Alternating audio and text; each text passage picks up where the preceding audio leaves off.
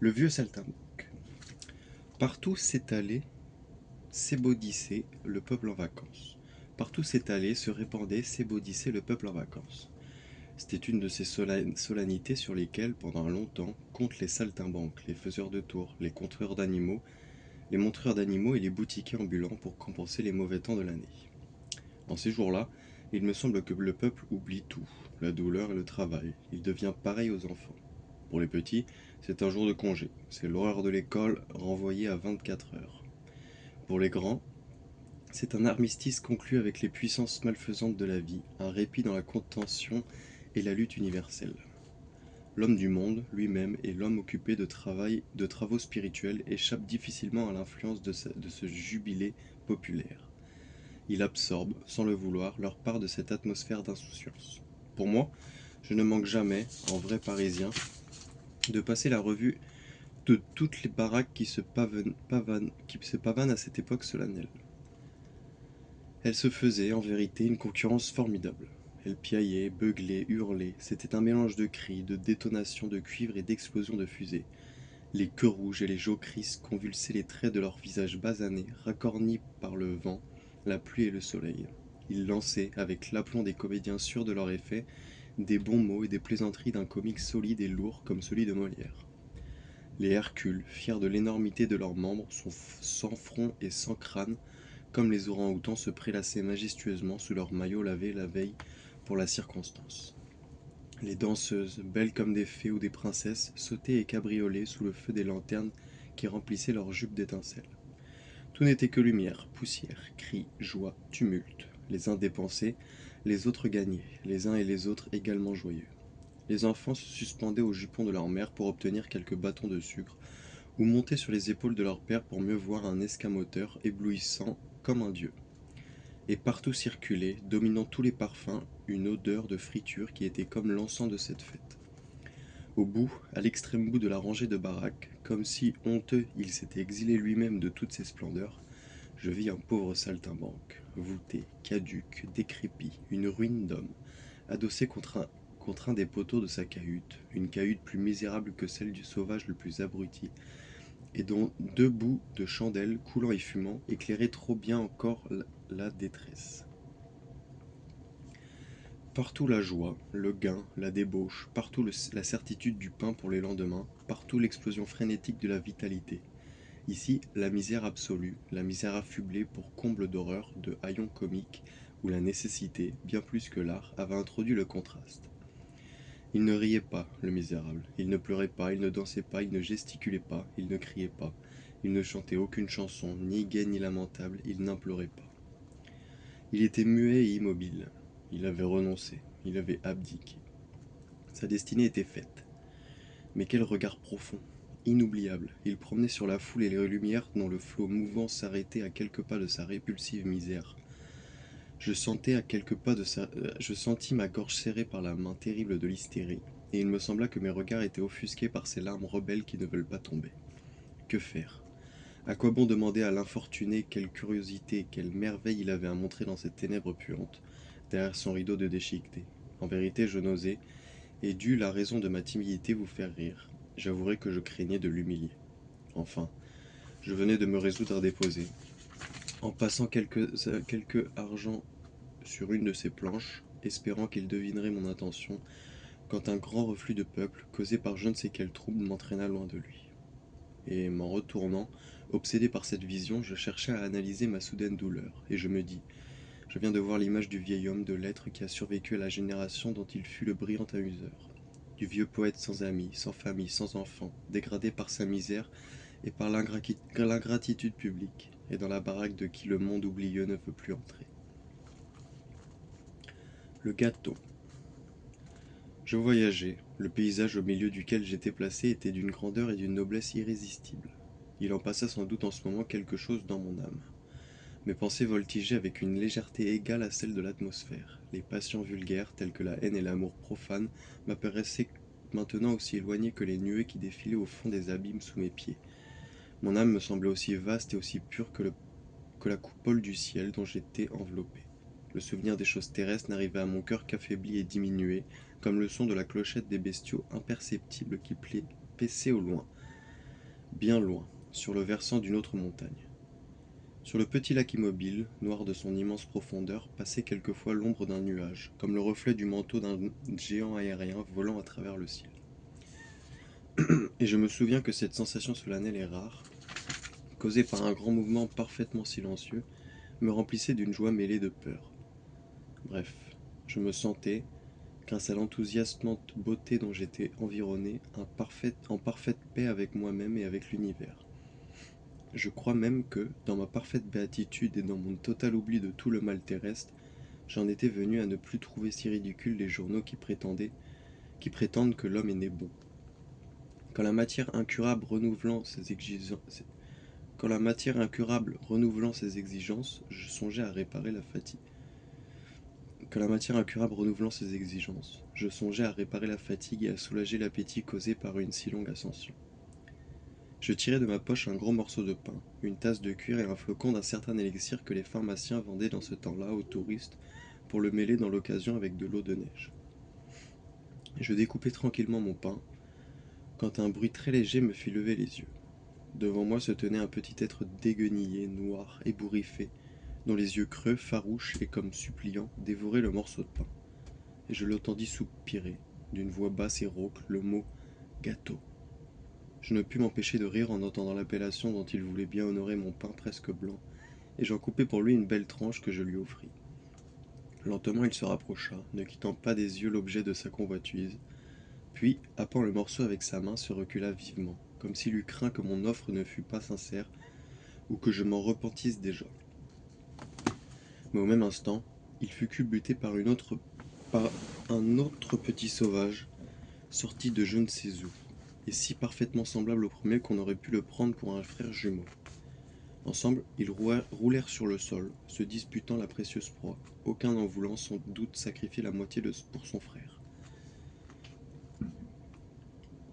Le premier, exaspéré, empoigna le second par les cheveux. Celui-ci lui saisit les oreilles avec les dents et en cracha un petit morceau sanglant avec un superbe juron patois.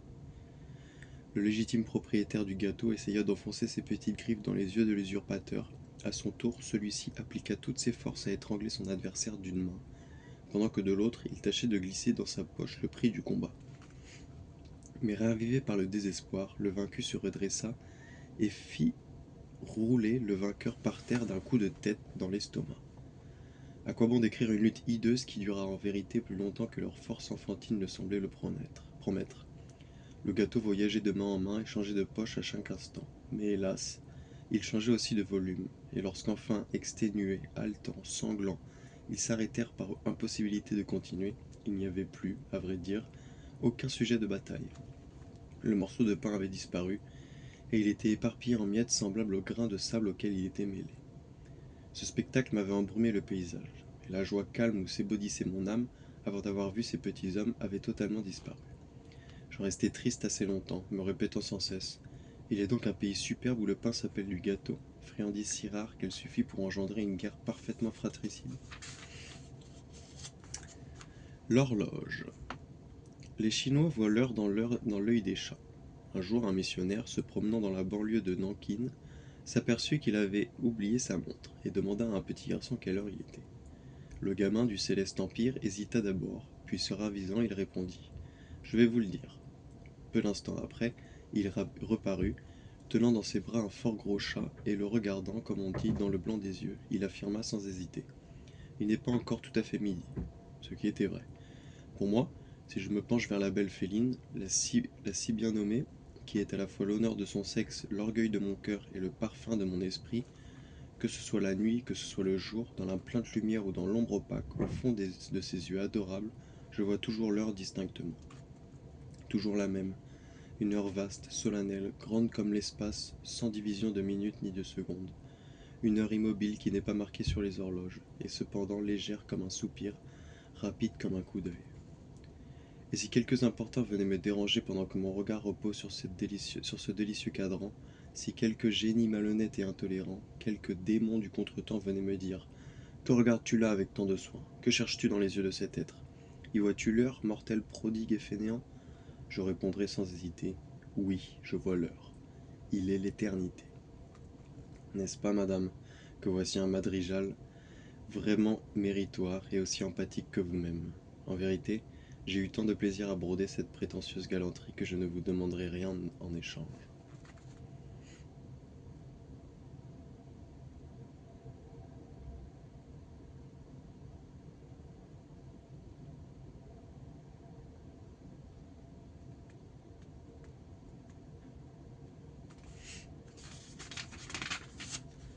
Un hémisphère dans une chevelure.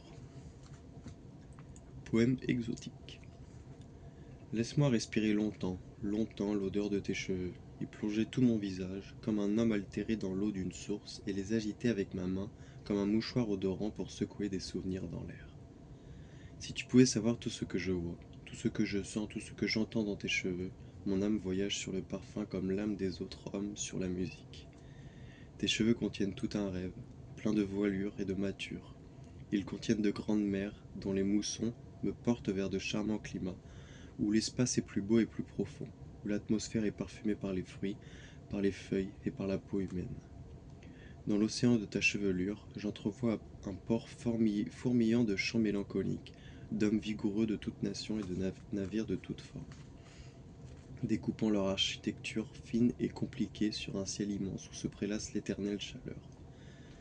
Dans les caresses de ta chevelure, je retrouve les langueurs des longues heures passées sur un divan, dans la chambre d'un beau navire, bercé par le roulis imperceptible du port, entre les pots de fleurs et les gargoulettes rafraîchissantes. Dans l'ardent foyer de ta chevelure, je respire l'odeur du tabac mêlé à l'opium et au sucre. Dans la nuit de ta chevelure, je vois resplendir l'infini de l'azur tropical. Sur les rivages duvetés de ta chevelure, je m'enivre des odeurs combinées du goudron, du musc et de l'huile de coco. Laisse-moi mordre longtemps tes tresses lourdes et noires. Quand je mordis tes cheveux élastiques et rebelles, il me semble que je mange des souvenirs.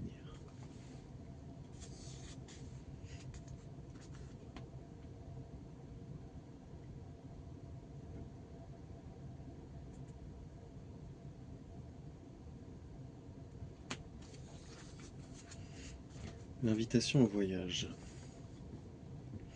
Il est un pays superbe, un pays de cocagne, dit-on, que je rêve de visiter avec une vieille amie. Pays singulier, noyé dans les brumes de notre nord, et qu'on pourrait appeler l'Orient de l'Occident, la Chine de l'Europe, tant la chaude et capricieuse fantaisie s'y est donnée carrière, tant elle l'a patiemment et opiniâtrement illustré de ses savantes et délicates végétations. Un vrai pays de cocagne, où tout est beau, riche, tranquille, honnête, où le luxe a plaisir à se mirer dans l'ordre, où la vie est grasse et douce à respirer, d'où le désordre, la turbulence et l'imprévu sont exclus. Où le bonheur est marié au silence, où la cuisine elle-même est poétique, grasse et excitante à la fois, où tout vous ressemble, mon cher ange. Tu connais cette maladie fiévreuse qui s'empare de nous dans les froides misères, cette nostalgie du pays qu'on ignore, cette angoisse de la curiosité.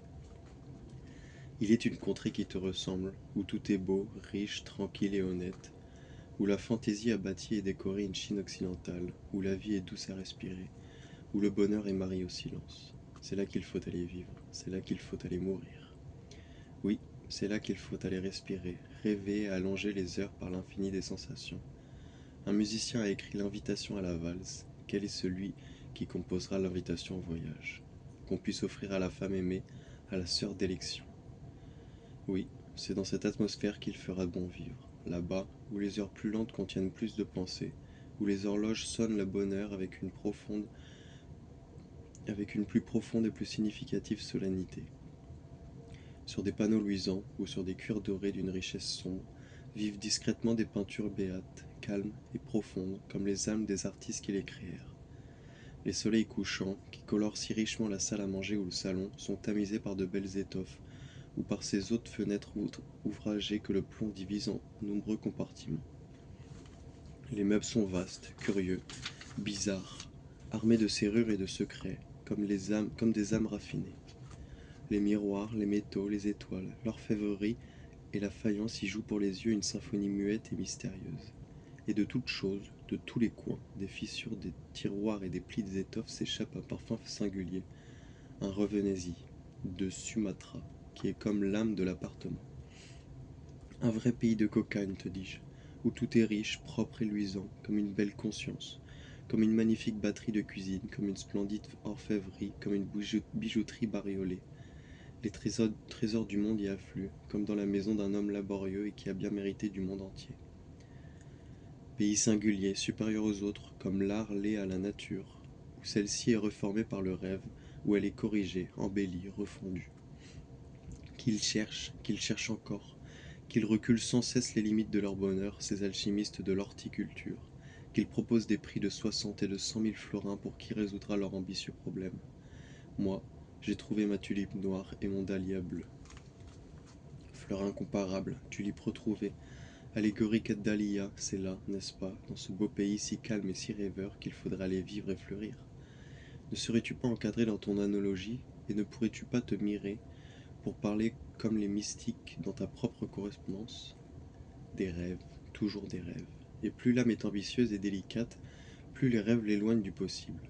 Chaque homme porte en lui sa dose d'opium naturel, incessamment sécrété, renouvelé, et de la naissance à la mort, combien comptons-nous d'heures remplies par la jouissance positive, par l'action réussie et décidée?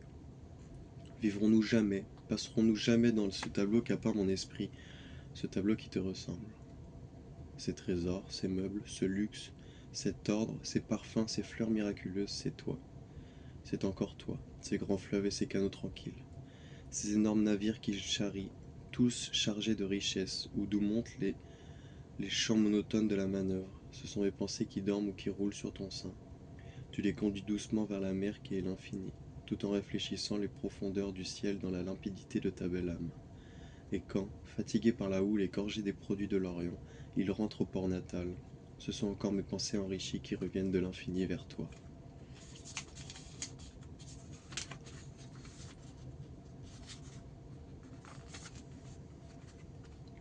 Le joujou du pauvre.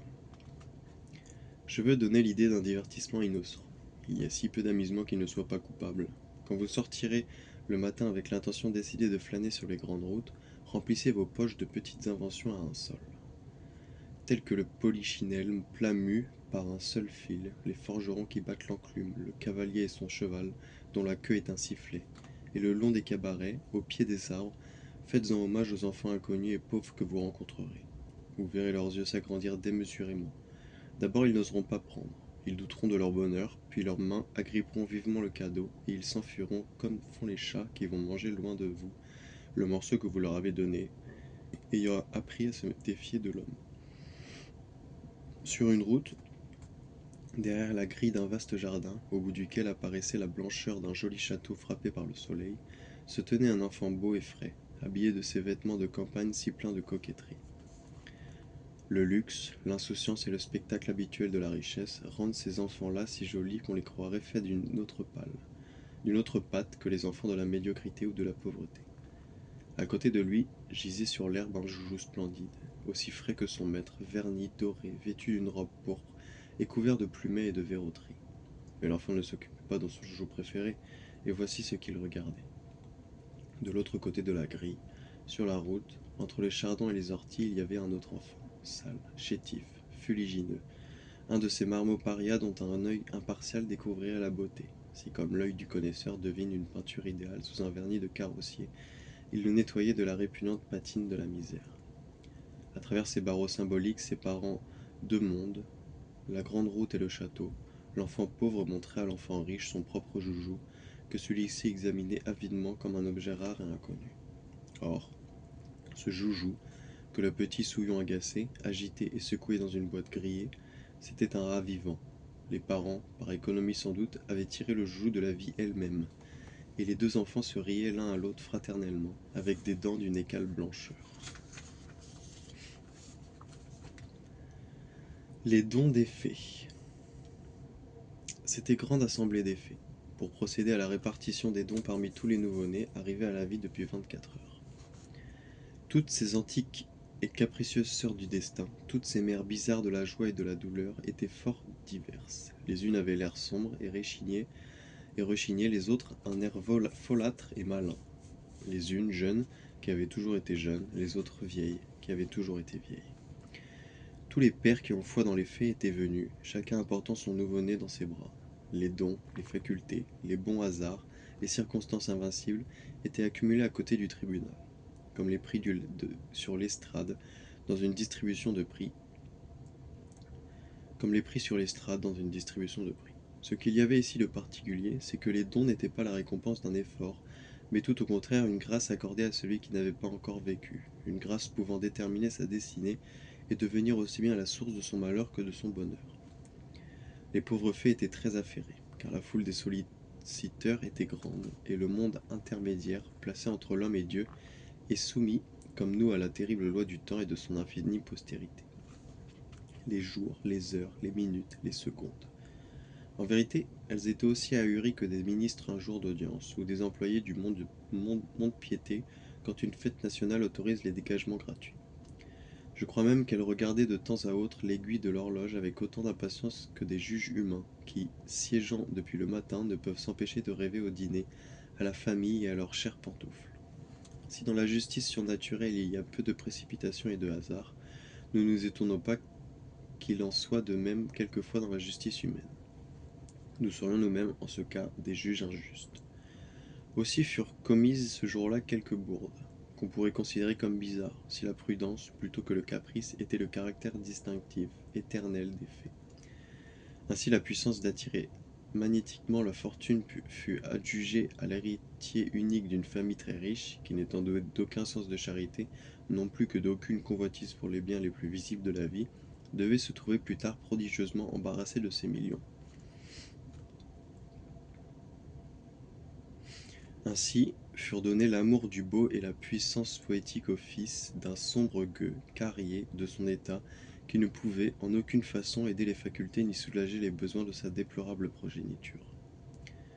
J'ai oublié de vous dire que la distribution, en ces cas solennels, est sans appel, et qu'aucun don ne peut être refusé. Toutes les fées se levaient, croyant leur corvée accomplie, car il ne restait plus aucun cadeau, aucune largesse à jeter à tout ce frétin humain, quand un brave homme, un pauvre petit commerçant, je crois, se leva, et empoignant par sa robe de vapeur multicolore la fée qui était la plus à sa portée, s'écria: Eh, madame, vous nous oubliez, il y a encore mon petit, je ne veux pas être venu pour rien. La fée pouvait être embarrassée, car il ne restait plus rien. Cependant, elle se souvint à temps d'une loi bien connue, quoique rarement appliquée dans le monde surnaturel, habité par ces déités impalpables, amies de l'homme, et souvent contraintes de s'adapter à ses passions, telles que les fées, les gnomes, les salamandres, les sylphides, les sylphes, les nixes, les ondins et les ondines. Je veux parler de la loi qui concède aux fées, dans un cas semblable à celui-ci, c'est-à-dire le cas d'épuisement des lots, la faculté de l'en donner encore un, supplémentaire et exceptionnel, pourvu toutefois qu'elle ait l'imagination suffisante pour le créer immédiatement. Donc la fée répondit, avec un aplomb digne de son rang: Je donne à ton fils, je lui donne le don de plaire. Mais plaire comment? Plaire? Plaire pourquoi? Demanda opiniâtrement le petit boutiquier, qui était sans doute un de ces raisonneurs si communs, incapable de s'élever jusqu'à la logique de l'absurde. Parce que, répliqua la fée courroucée en lui tournant le dos et rejoignant le cortège de ses compagnes. Elle leur disait: Comment trouverez-vous ce petit Français vaniteux, qui veut tout comprendre et qui, ayant obtenu pour son fils le meilleur des lots, ose encore interroger et discuter l'indiscutable?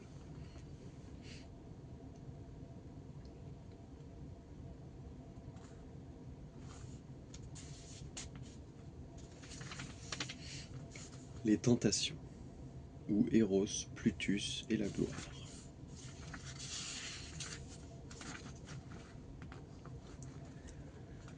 Deux superbes satins et une diablesse non moins extraordinaire ont la nuit dernière monté l'escalier mystérieux par où l'enfer donne assaut à la faiblesse de l'homme qui dort, et communique en secret avec lui. Et ils sont venus se poser glorieusement devant moi, debout comme sur une estrade. Une splendeur sulfureuse émanait de ces trois personnages, qui se détachaient ainsi du fond opaque de la nuit. Ils avaient l'air si fiers et si pleins de domination que je les pris d'abord tous les trois pour de vrais dieux. Le visage du premier Satan était d'un sexe ambigu, et il avait aussi, dans les lignes de son corps, la mollesse des anciens Bacchus.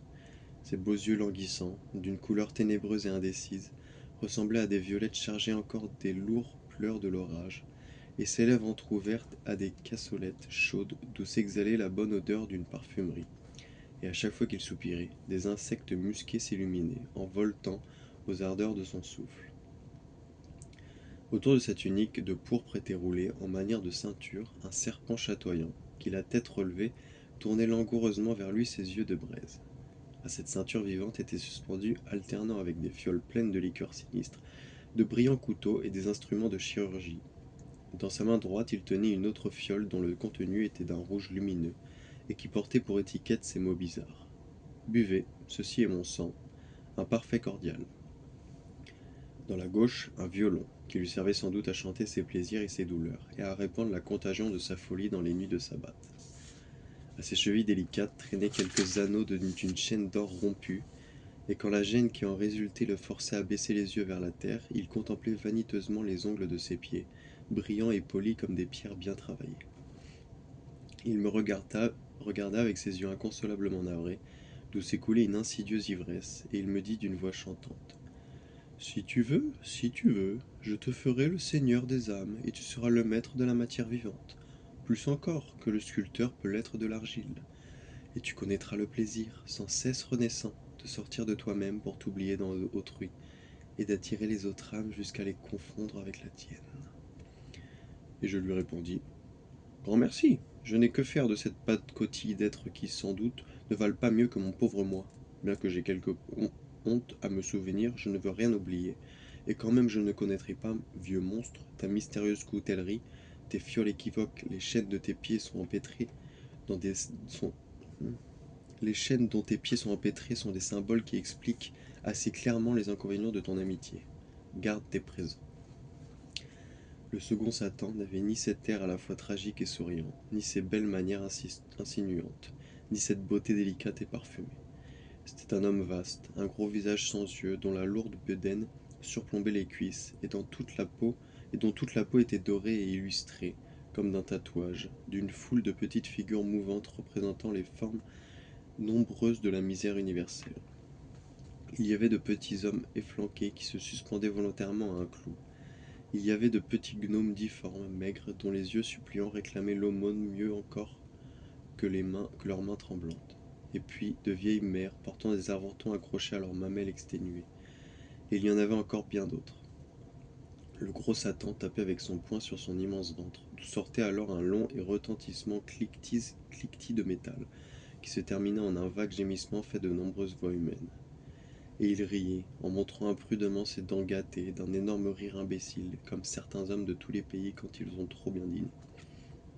Et celui-là me dit: je puis te donner ce qui obtient tout, ce qui vaut tout, ce qui remplace tout. Et il tapa sur son ventre monstrueux, dont l'écho sonore fit le commentaire de sa grossière parole.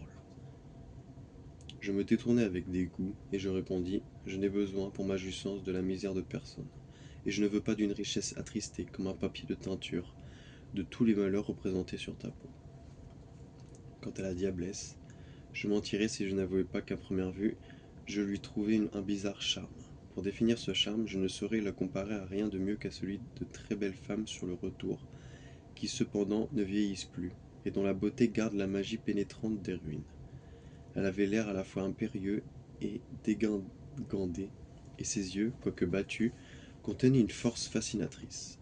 Ce qui me frappa le plus, ce fut les mystères de sa voix, dans lesquels je retrouvai le souvenir des contraltis les plus délicieux, et aussi un peu de contraltis.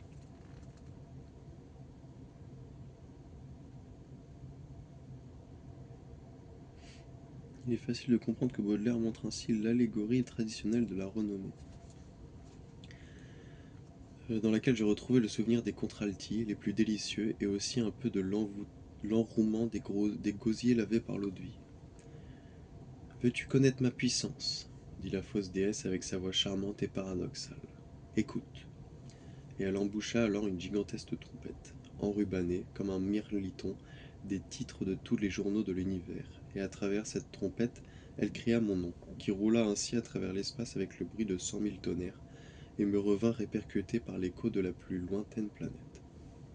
Diable! Fis-je, à moitié subjugué. Ceci est sérieux!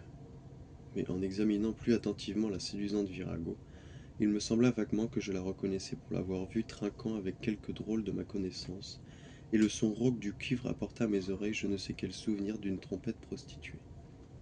Aussi je répondis, avec tout mon dédain: Va-t'en, je ne suis pas fait pour épouser la maîtresse de certains que je ne veux pas nommer. Certes, d'une si courageuse abnégation, j'avais le droit d'être fier. Mais malheureusement, je me réveillai, et toute ma force m'abandonna. En vérité, me dis-je, il fallait que je fusse bien lourdement assoupi pour montrer de tels scrupules. Ah, s'il pouvait revenir pendant que je suis réveillé, je ne ferais pas tant le délicat.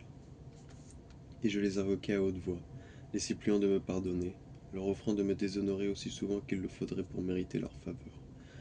Mais je les avais sans doute fortement offensés, car ils ne sont jamais revenus.